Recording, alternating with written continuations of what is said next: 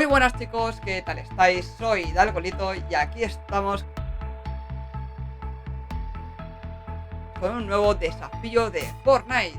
Y chicos, vamos a hacer hoy el desafío de bailar al lado de una fogata. Es muy sencillito chicos, ya lo veréis. Pero antes de empezar con el desafío os voy a decir que debajo del vídeo en un botoncito rojo tenéis el botón para poder suscribir a mi canal y así no perderos ninguno de los vídeos que vaya a subir en el canal. Así que vamos a empezar con el desafío, chicos.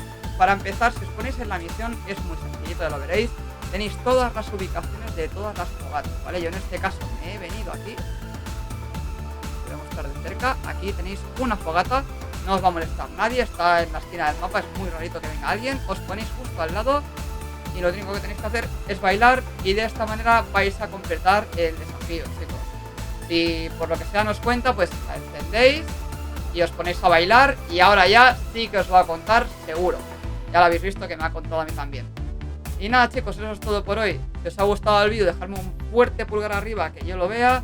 Y os voy a dejar una vez más mi careto aquí al lado para que os podáis suscribir, aquí al lado. Y también arriba a la derecha os voy a dejar una tarjetita para que no os perdáis ningún otro desafío de los que ya hay en el canal. Un saludito y nos vemos en el siguiente vídeo.